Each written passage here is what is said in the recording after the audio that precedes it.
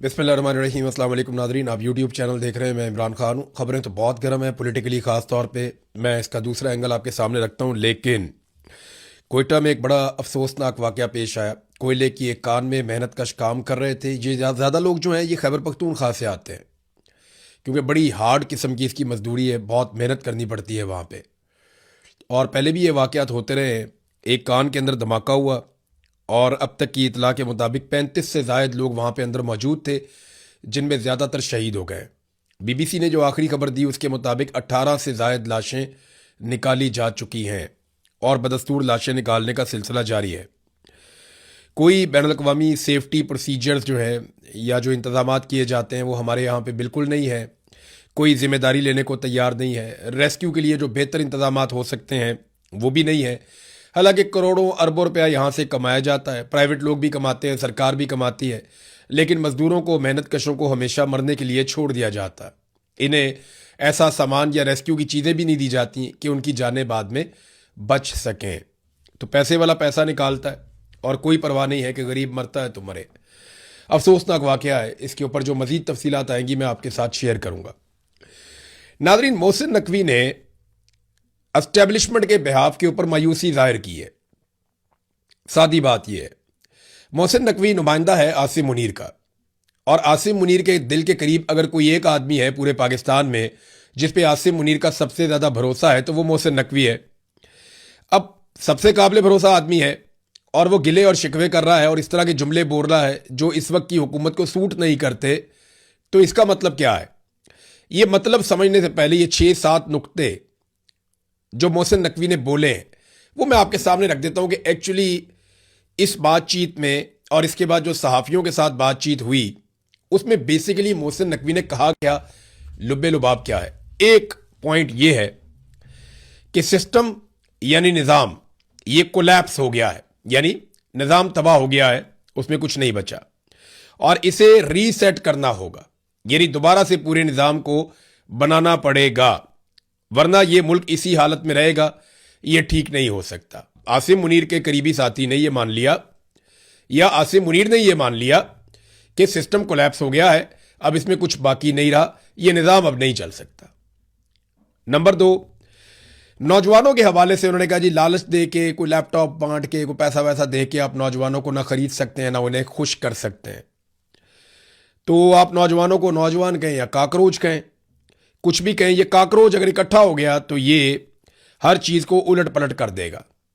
ये जनाब मोहसिन नकवी ने कहा। नौजवानों का खौफ भी पता चल गया कि एस्टेब्लिशमेंट नौजवानों से खौफजदा है। नंबर 3, मईशत की तबाही की उन्होंने दास्तान सुनाई। उन्होंने कहा जी हम बजट जो है वो नेगेटिव में बनाते आ रहे हैं, हम सिर्फ कर्जों पे गुजारा कर रहे हैं, हम सब जानते हैं मगर सूरत हाल को ठीक नहीं कर पा रहे और कर्जा पाकिस्तान के ऊपर बढ़ता चला जा रहा। तो माशी तबाही की भी कहानी अपने मुंह से खुद से मोहसिन नकवी ने तस्लीम कर ली। नंबर 4, उन्होंने कहा जी अब ये इसका हल क्या है, सारी की सारी सियासी जमातें, और फिर जोर देकर उन्होंने कहा दोबारा कि सारी की सारी सियासी जमातें ये एक कमरे में मिलकर बैठें और सूबों के मसाइल से लेकर जो एक एक मसला है उन तमाम इश्यूज को तय करें। जब तक सियासी लोग नहीं बैठेंगे कोई नतीजा नहीं निकलेगा, मसला हल नहीं होगा। यानी आसिम मुनीर का नुमाइंदा अब ये कह रहा है कि जनाब साडे ते ना रहना, एस्टेब्लिशमेंट कुछ नहीं कर सकती, जो करना है सियासतदानों ने करना है, बेड़ा गर्क भी सियासतदानों ने किया, ये डिलीवर भी नहीं कर पाए और यही सारा कुछ ठीक कर सकते हैं, हम ठीक नहीं कर सकते, हाथ खड़े कर दिए। फिर उन्होंने एक और पॉइंट जो बोला वो ये कहा कि ये जो कुछ भी अभी किया जा रहा है, जो शहबाज शरीफ या आसिम मुनीर मिलकर कर रहे हैं, ये फायर फाइटिंग है, इसका कोई फायदा नहीं है, इसमें कोई गवर्नेंस के मामलात नहीं है, इससे पाकिस्तान आगे नहीं बढ़ेगा, ये सिर्फ आप फायर फाइटिंग कर रहे हैं, इसका कोई 12 घंटे छोड़ के 14 घंटे छोड़ के 18 घंटे भी काम कर दें तो कोई फर्क नहीं पड़ेगा। फिर एक और नुक्ता उन्होंने ये बयान किया कि ये वाला निजाम जो इस वक्त चल रहा है ये अगले 10 साल तक डिलीवर नहीं कर पाएगा। ये बात मैं आपको कितने सालों से कह रहा हूं, जब से इलेक्शन हुआ मैं तब से कह रहा हूं कि ये सिस्टम नहीं चलना। सवाल ही पैदा नहीं होता कि ये एस्टेब्लिशमेंट मिलकर इस मुल्क को या इस निजाम को चला पाए, इनसे चलना ही नहीं है, ये उल्टे लमक जाएं, कुछ भी कर ले, इनसे नहीं चलेगा। आज मोहसिन नकवी ने एतराफे जुर्म कर लिया, उसने कहा जी 10 साल भी ये निजाम काम नहीं कर सकता जब तक कि सारे लोग मिलकर नहीं बैठेंगे। اور کئی مرتبہ میں نے آپ کو کہا کہ سارے چور ڈاکو اکٹھے بھی ہو جائیں نا اور پاکستان کی فوج کو صرف اس کے حلف کے اوپر روک دیں کہ آپ بیرکوں میں واپس جائیں اور اپنے حلف کی پاسداری کریں، ملک کو ہم سنبھال لیں گے تو ملک بچ جائے گا۔ آج یہی بات عاصم منیر کا نمائندہ بھی کر رہا ہے۔ آگے نا اسی بات پہ آگے چلیں، ایک اور انہوں نے جو اس میں سٹیٹمنٹ دیا، انہوں نے کہا جی فیلڈ مارشل 10 بار کہہ چکے ہیں کہ جمہوریت ڈی ریل نہیں ہوگی، 5 سال پورے کرے گی حکومت۔ جمہوریت تو ڈی ریل ہو گئی جس دن آپ نے پاکستان میں الیکشن چوری کر لیا عاصم منیر صاحب۔ جمہوریت تو اس دن ڈی ریل ہو گئی جب آپ نے سارے کے سارے قوانین ہی تبدیل کر دیا، آئین کا حلیہ بگاڑ دیا۔ جمہوریت تو اس دن ڈی ریل ہوگی جب آپ نے ایک پولیٹیکل پارٹی کا انتخابی نشان چھین لیا، اس کا جھنڈا اٹھانے پر پابندی لگا دی۔ جمہوریت تو اس دن ڈی ریل ہوگی جب آپ نے ایک پولیٹیکل لیڈر کی آواز سنوانے پر، اس کی شکل دکھانے پر آپ نے پابندی لگا دی۔ جمہوریت تو اس دن ڈی ریل ہوگی جب آپ نے زبردستی انسانوں کو جبری طور پہ لاپتہ کیا اور جب وہ واپس آئے تو وہ اپنی پولیٹیکل پارٹی کو جس کے ساتھ جمہوری وابستگی تھی وہ اس کو چھوڑ چکے تھے۔ تو جمہوریت کو ڈی ریل کرنے کی ہر کوشش کرنے کے بعد عاصم منیر کا نمائندہ کہتا ہے کہ جمہوریت کو ڈی ریل نہیں ہونے دیں گے، حکومت 5 سال پورے کرے گی۔ وہ کیسے کرے گی وہ بھی دیکھتے ہیں۔ ایک اور بات انہوں نے عاصم منیر کا نام لیے بغیر کہی، انہوں نے کہا کہ جو بات کہی پہلے میں آپ کو ایگزیکٹلی ویسے ہی پڑھ کے سناتا ہوں۔ صرف نون لیگ اور پیپلز پارٹی نہیں، میری ذاتی رائے میں پی ٹی آئی کو بھی اس نظام کو بہتر بنانے میں اکٹھا ہونا چاہیے۔ عمران خان کا فیصلہ عدالتیں کریں گی، یہ حکومت اپنی مدت ہر ممکن پوری کرے گی۔ میں صدارتی نظام کی بات بھی نہیں کر رہا، یہ محسن نقوی نے صحافیوں سے بات چیت میں کہا۔ تو دیکھیں حکومت اپنی مدت پوری بھی کرے گی اور یہ نظام 10 سال تک ڈیلیور بھی نہیں کر پائے گا اور نظام کولیپس بھی ہو گیا ہے۔ سارے اکٹھے ہو کر بیٹھو اور پی ٹی آئی کو بھی اکٹھا کرو اور عمران خان کا فیصلہ عدالتیں کریں گی۔ سمجھ آ رہی ہے آپ کو؟ ایک اور سٹیٹمنٹ دیکھیں، عاصم منیر کا نام لیے بغیر محسن نقوی نے کہا کہ ایک بندہ سب کچھ لا کر پلیٹ میں رکھ رہا ہے، کوئی ریڈ لائن ہے جو وہ شخص کراس نہیں کرنا چاہتا، وہ کہتا ہے کہ اسی سسٹم میں ہو اور ٹھیک ہو، اب سب کا فرض ہے کہ مل کر ری سیٹ کریں۔ یعنی سادی سادی بات ہے، یہ مارشل لاء کی دھمکی ہے۔ محسن نقوی نے کہا کہ Asim Munir red line cross کر کے مارشل لاء نہیں لگانا چاہتا، وہ نہیں چاہتا کہ پاکستان میں سسٹم ڈی ریل ہو، لہذا یہی سسٹم کام کرے اور اسی کے اندر معاملات ٹھیک ہو جائیں، یہ عاصم منیر کی خواہش ہے، یہ محسن نقوی نے کہا۔ بات سادی سادی تو یہ ہے نا، اور ریڈ لائن کراس نہیں کر رہے، تو وہ جو ریڈ لائن ہے وہ تو کراس ہو چکی ہے۔ جو محسن نقوی کہتا ہے کہ ایک بندہ ریڈ لائن کراس نہیں کرنا چاہتا، وہ ریڈ لائن تو کراس کر چکا ہے، آئین کی شکل بگاڑ دی، ریڈ لائن کراس ہو گئی، عدلیہ اور پارلیمان کو یرغمال بنا کر ایکسٹینشن بھی لے لیا اور استثنا بھی لے لیا، ریڈ لائن تو کراس ہو گئی، پورا کا پورا الیکشن چوری کر لیا، ریڈ لائن کراس ہو گئی، انسانی حقوق کی دھجیاں اڑا دیں۔ یعنی کوئی ایک پاکستان کے اندر سرمایہ کاری لائے ہو نا، یا سٹیبلٹی لائے ہو، کوئی ایک چیز کچھ بھی آپ لے کر نہیں آئے۔ یعنی سوائے ڈونلڈ ٹرمپ کا فیورٹ فیلڈ مارشل بننے کے کوئی اور چیز یا کریڈیبلٹی یا سرمایہ کاری وہ پاکستان میں تو نہیں آئی۔ پہلے کہا جناب کہ سینکڑوں ارب ہم پاکستان میں لے کر آ رہے ہیں، وہ بھی نہیں آئے۔ پھر کہا جناب اوورسیز پاکستانی 1000 ارب روپیہ لے کر آ رہے ہیں، وہ بھی نہیں آئے۔ پھر کہا جی معدنیات ہمارے لیے گیم چینجر ثابت ہونے جا رہی ہیں، وہ بھی نہیں ہوا۔ پھر کہا جی ہمارے تیل اور گیس کے نئے ذخائر نکل آئے، وہ بھی نہیں ملے۔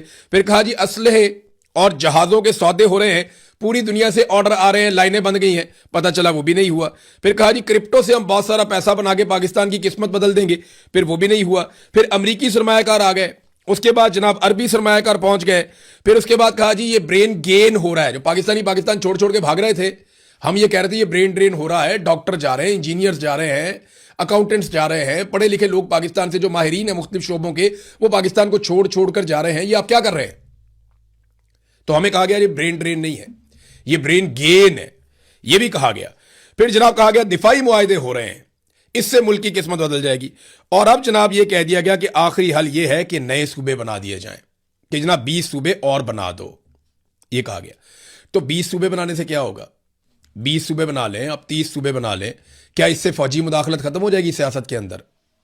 20 یا 30 صوبے بنا کر اپنے زیادہ سیاسی لوگوں کو آپ ابلائش تو کر سکتے ہیں، زیادہ سیاسی لوگوں کو اور زیادہ سیاسی کنٹرول تو آپ حاصل کر سکتے ہیں۔ چھوٹے چھوٹے یونٹ ہوں گے نا، تو وہ چھوٹے چھوٹے بندے کنٹرول کر لیا کریں گے، ایک کرنل کی، ایک کیپٹن کی، ایک میجر کی مار ہوا کریں گے، آپ جتنا مرضی کنٹرول کر لیں گے 20-30 صوبے بنا کے۔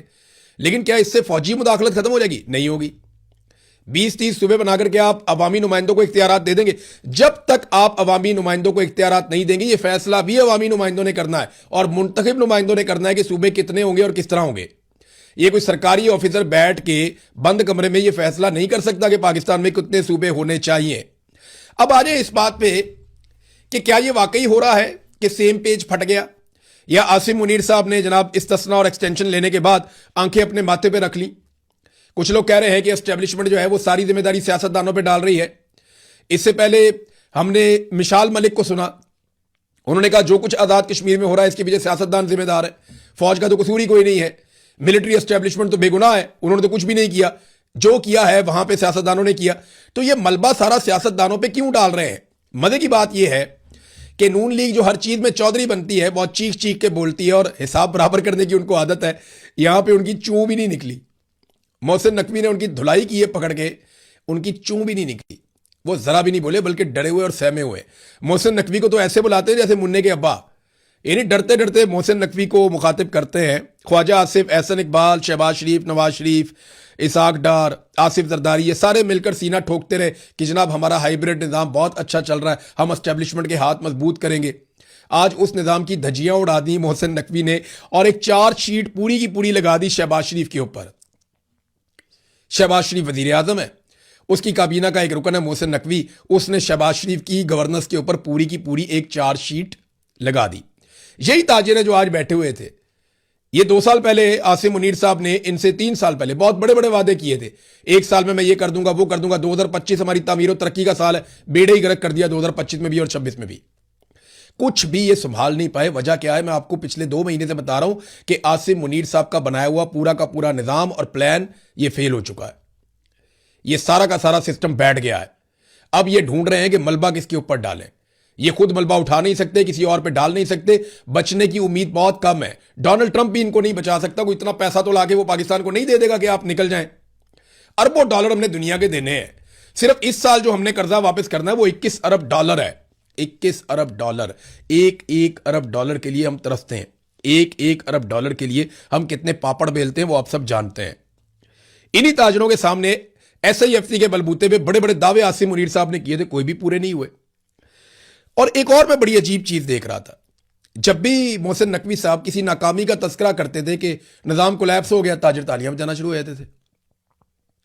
ये तो हमारी अकल है, ये तो हमारी सूरत हाल है कि मोहसिन नकवी ने जितने कड़वे सच बोले जिससे हर पाकिस्तानी को दुख होना चाहिए, हर उस बात के ऊपर ताजिर तालियां बजाते थे कि पाकिस्तान कोलैप्स होने जा रहा है, तालियां जी, मईशत तबाह हो चुकी है, तालियां जी, बजट हम नेगेटिव में बनाते हैं, कर्जों पे गुजारा कर रहे हैं, तालियां जनाब, सारी सियासी जमातों को मिलकर बैठना पड़ेगा वरना मसला हल नहीं होगा, 10 साल ये मुल्क ऐसे ही रहेगा, तालियां जनाब।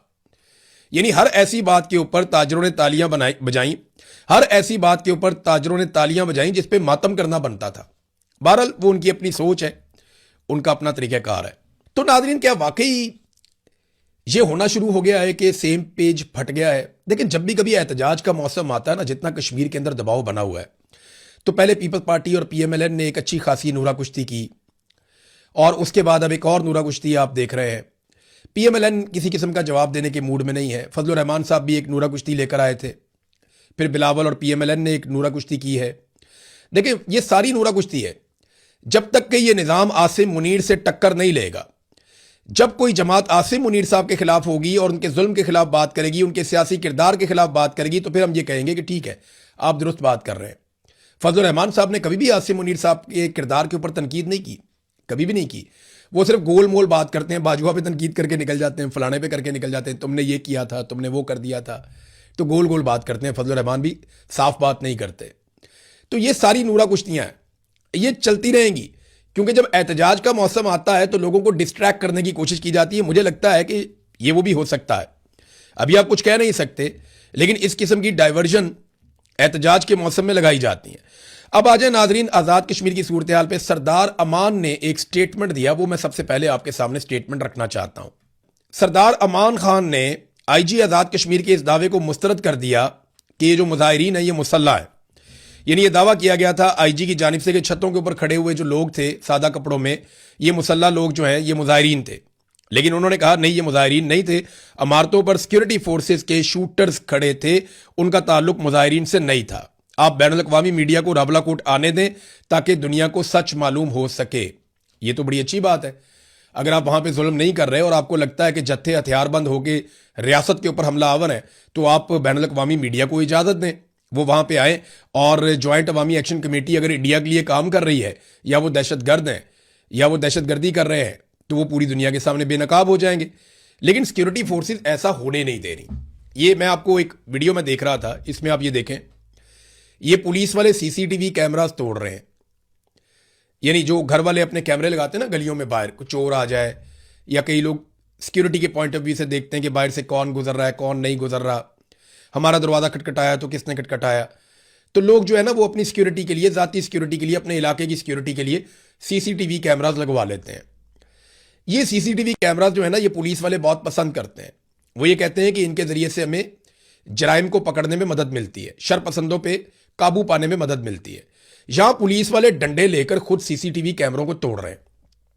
کیوں توڑ رہے ہیں بھئی؟ آپ کو تو چاہیے کہ C C T V cameras اور لگوائیں تاکہ شر پسندوں کے بارے میں پتہ چلے, تاکہ پتہ چلے کہ دہشت گرد کون ہے, تاکہ پتہ چلے کہ گولی کون چلا رہا ہے. اب پولیس والے سی سی ٹی وی کیمراز توڑ رہے ہیں تو سی سی ٹی وی کیمرہ تو وہی توڑتا ہے جو مجرم ہوتا ہے. یعنی میرے گھر میں جب بھی کبھی غیر قانونی ریڈ ہوتی تھی, 70-80 پولیس والے گھس جاتے تھے ایجنسیوں کے ساتھ, تو وہ آگے سب سے پہلے کیمرے توڑنا شروع کرتے تھے. اسی طرح باقیوں کے گھروں میں جا کے بھی سب سے پہلے وہ کیمرے توڑتے ہیں اور ڈی وی آر اٹھا کے غائب کرتے ہیں. ہمیشہ یہی کام کرتے ہیں. تو یہاں پہ پولیس والے جو ہیں وہ لوگوں کے گلیوں میں لگے ہوئے کیمرے توڑ رہے ہیں ڈنڈے مار مار کے, تاکہ کوئی ثبوت اکٹھا نہ ہو پائے. دیکھیں, اگر تو شر پسند جوائنٹ عوامی ایکشن کمیٹی والے ہیں یا کشمیر کے سویلینز ہیں تو پھر تو پولیس کو کبھی بھی کیمرے نہیں توڑنے چاہیے تاکہ ثبوت اکٹھے ہوتے رہیں. لیکن اگر شر پسند پولیس والے ہیں تو پھر وہ کہیں گے جی توڑو کیمرے, تاکہ جو ہم یہاں پہ تماشا لگائیں گے یا یہاں پہ جو ظلم ہم کریں گے خواتین کے ساتھ, بچوں کے ساتھ, نوجوانوں کے ساتھ, یا ہم گولی چلائیں, بربریت کریں, وہ کسی کو دکھائی نہ دے. یہ فوٹیج ہے اور یہ ثبوت ہے کہ C C T V cameras police توڑ رہی ہے. اسی طرح جو سی سی ٹی وی فوٹیج 9 مئی کی ہے وہ بھی غائب کر دی گئی, جس کے بارے میں آج تک عمران خان صاحب کہتے ہیں کہ وہ سی سی ٹی وی فوٹیج لے کر آؤ. ناظرین, کمانڈر فاروق صاحب والا معاملہ جو ہے نا وہ آزاد کشمیر میں بہت زیادہ اس کے اوپر ڈسکشن ہو رہی ہے. لوگ بہت تکلیف میں ہیں, بہت تکلیف میں ہیں. یہ بہت عزت دار بزرگ تھے, 85 سال ان کی عمر ہے. انہوں نے بھارت کی بہت بڑی فورس کو, جہاں پہ پاکستانی فوج کا بس نہیں چل رہا تھا, انہوں نے اپنے چند ساتھیوں کے ساتھ مل کر بڑی دیر تک لڑائی کی تھی. یعنی کوئی 14 گھنٹے تک بتائی جاتی ہے کہ لگاتار لڑائی چلی تھی. گھمسان کی لڑائی انہوں نے لڑی تھی بھارتی فوج کے ساتھ, اسے ایک سویلین نے, اور اس نے بھارتی فوج کو پاکستانی آزاد کشمیر کے علاقے پر قبضہ نہیں کرنے دیا تھا. اس کے بعد پاکستانی فوج نے ان کو کمانڈر کا خطاب دیا, کمانڈر فاروق انہیں کہا گیا. یہ یاسین ملک ہے جو فریڈم فائٹر ہے مقبوضہ کشمیر میں, پاکستان میں اس کی بہت عزت کی جاتی ہے. ان کی اہلیہ جو ہے وہ مشال ملک صاحبہ ہیں, یہ ان کے استاد بھی تھے. کمانڈر فاروق کو یاسین ملک اپنا استاد کہتے تھے. پاکستان کی فوج نے ان کے کارنامے سے خوش ہو کر ان کو ایک جیکٹ بھی دی تھی. وہ اکثر اپنی جیکٹ پہن کر باہر آتے تھے, اپنی جیکٹ کو سینے سے لگا کر رکھتے تھے کہ یہ ان کا پرائیڈ تھا کہ میں نے بہادری کے ساتھ لڑا, فوج نے مجھے کمانڈر کا خطاب دیا اور مجھے یہ جیکٹ بھی دی. اور انہیں کمانڈر فاروق کہہ کر پورا کا پورا آزاد کشمیر مخاطب کرتا تھا. 85 سال کی عمر میں انہیں شہید کر دیا گیا. جو کام بھارتی فوج نہیں کر سکی, بھارتی فوج گھمسان کی لڑائی میں 12-14 گھنٹے ان سے لڑتی رہی, اور جو کام بھارتی فوج نہیں کر سکی وہ کام پاکستانی فورسز نے کر دیا اور کمانڈر فاروق کو شہید کر دیا. خواہش ان کے دل میں یہ تھی کہ مجھے انڈین فوجی شہید کریں گے, لیکن یہاں پاکستانیوں نے انہیں شہید کر دیا. کیسی افسوسناک بات ہے. اور تب شہید کیا جب وہ نہتہ تھا, اس کے پاس ہتھیار نہیں تھے, وہ جوابی کارروائی نہیں کر رہا تھا, وہ صرف پرامن احتجاج کر رہا تھا. ناظرین, آج کچھ ایسی ویڈیوز آزاد کشمیر سے آئی ہیں, میں نے وہ ویڈیوز دیکھی, مجھے آپ یقین کریں پہلے یہ لگا ہی نہیں کہ یہ آزاد کشمیر کی ویڈیو ہے. کوٹلی سے, میرپور سے, باقی علاقوں سے, راولہ کوٹ سے مجھے ایسا لگا کہ یہ ویڈیوز شاید مقبوضہ کشمیر سے. یقین کریں مجھے پہلی دفعہ ایسا لگا. یہ اتنی خوفناک ویڈیوز تھیں, میں نے اپنے ٹویٹر کے اوپر لگائی ہیں, آپ جا کر دیکھ سکتے ہیں کہ ان ویڈیوز میں کیا دکھائی دے رہا ہے, کس طریقے سے فورسز نوجوانوں سے لڑ رہی ہیں اور نوجوان کتنے غصے میں ہیں. وہ کیسے بیچارے واپس پتھر مارتے ہیں اٹھا کے جب ان کی طرف گولی چلائی جاتی ہے. ایسا لگ رہا تھا مقبوضہ کشمیر کے وہ مناظر جو ہم آج سے 10-20-30 سال پہلے دیکھتے تھے, وہاں پہ وہ مناظر آج ریپیٹ ہو رہے ہیں آزاد کشمیر میں. ناظرین, علیم خان, ان کے ساتھ خواجہ آصف صاحب نے بڑی ستھری کر دی ہے. علیم خان جو ہیں وہ لیڈر بننے کی کوشش کرتے رہتے ہیں. ابھی انہوں نے لیڈر بننے کی کوشش کی اور ایک سٹیٹمنٹ جاری کر دیا. انہوں نے کہا کشمیری بہن بھائیوں نے آج ثابت کرنا ہے اس علاقے کی محرومیوں کے جو بھی ذمہ دار ہیں وہ ان کے دھوکے میں دوبارہ نہیں آئیں گے. یعنی وہ کہہ رہے ہیں جھوٹے وعدے کرتے ہیں, فراڈ کرتے ہیں, یہ ساری پارٹیاں ملی ہوئی ہیں, یہ کبھی پہلے آتے ہیں پھر بعد میں آتے ہیں, پھر یہ کرتے ہیں پھر وہ کرتے ہیں. انہوں نے پوری چارج شیٹ پڑھ کے سنا دی نون لیگ اور پیپلز پارٹی کے خلاف. تو علیم خان نے انقلابی بننے کی کوشش کی, حالانکہ ان کے پتہ ہے کہ وہ ایک کونسلر کا الیکشن بھی نہیں لڑ کے جیت سکتے. اپنے سارے پیسے خرچ کر لیں, ایک کونسلر کا یا ایم پی اے کا الیکشن بھی وہ کسی پولیٹیکل پارٹی کے بغیر اپنی پارٹی کے ساتھ تو وہ جیت ہی نہیں سکتے. ان کو الائنس کرنا پڑے گا. وہ بیچارے کی بہت پتلی حالت ہے ان کی پارٹی کی. فوج نے یہ پارٹی بنائی ہے اور فوج ہی اس کو چلا رہی ہے ابھی تک. جب فوج سیاست سے باہر ہو جائے گی یہ پولیٹیکل پارٹی آپ کو نظر بھی نہیں آئے گی. تو اس پہ خواجہ آصف نے بڑا شاندار بڑا مزیدار کام کیا. ہیں تو دونوں ہی بیچارے فارم 47 والے, لیکن خواجہ آصف نے علیم خان کو کہا کہ علیم خان کے پاس سیلف رسپیکٹ نامی کوئی چیز ہے, یعنی کوئی عزت نفس نامی چیز ہے, تو اس بیان کے ساتھ وہ اپنا استعفیٰ دے دے اور اپوزیشن کے بینچوں پہ جا کے بیٹھ جائے اور حوصلہ کرے, صرف بیان نہ دے بلکہ راوی کنارے جن لوگوں کو چونا لگایا ہے وہ پچھلے سال سے رو رہے ہیں. اب راوی کنارے انہوں نے چونا لگا دی نا, لوگوں کو زمینیں بیچ دیں اور راوی کے اندر بیچ دیں, وہ سارا ڈوب گیا علاقہ. وہ لوگ ابھی تک رو رہے ہیں. خواجہ آصف نے کہا, ویسے یہاں سے یہ پتہ چلتا ہے خواجہ آصف کی حکومت نے بھی کچھ نہیں کیا. علیم خان تو وزیر ہے ہی نا, اگر لوگ رو رہے ہیں تو انہیں انصاف کس نے دینا ہے؟ حکومت وقت نے دینا ہے. تو علیم خان آپ کو پتا ہے اسٹیبلشمنٹ کے ساتھ ہے, تو خواجہ آصف کی حکومت کر کچھ نہیں پائی, لیکن خواجہ آصف اسٹیٹمنٹ دے رہا ہے. وہ یہ کہہ رہا ہے کہ بڑھ کے مارنے سے کوئی استعفیٰ دے, اس سے بہتر ہے کشمیری بھائیوں کے ساتھ ساتھ راوی کنارے رہنے والے متاثرین کے ساتھ بھی یکجہتی کریں, اور سیاست کبھی کبھی کوئی شرم یا حیا بھی مانگ لیا کرتی ہے. یعنی علیم خان میں شرم یا حیا نہیں ہے. خواجہ آصف نے اسٹیٹمنٹ دیا. اب دیکھتے ہیں کہ علیم خان خواجہ آصف کو کیسے جواب دیتا ہے. ہم انتظار کریں گے, پھر آپ کے ساتھ شیئر کریں گے. اب تک کے لیے اتنی, اپنا خیال رکھیے گا اپنے اس چینل کا, اور یاد رکھیے گا یہ نورا کشتی ہے. آپ پاپ کارن کھائیں, انجوائے کریں, ان کو لڑنے دیں آپس میں. یہ سارے عاصم منیر کے لوگ ہیں اور ان کی وجہ سے یہ سارے بیچارے اقتدار میں ہیں. جب یہ خود آئیں گے نا عوام کے بلبوتے پہ, عوام کے کندھوں پہ بیٹھ کے آئیں گے, تو ہم بھی ان کی عزت کریں گے, پھر آپ بھی ان کی عزت کریں گے. ابھی فی الحال پاپ کارن کھائیں. اب تک کے لیے اتنی, اپنا خیال رکھیے گا اپنے اس چینل کا بھی. اللہ حافظ.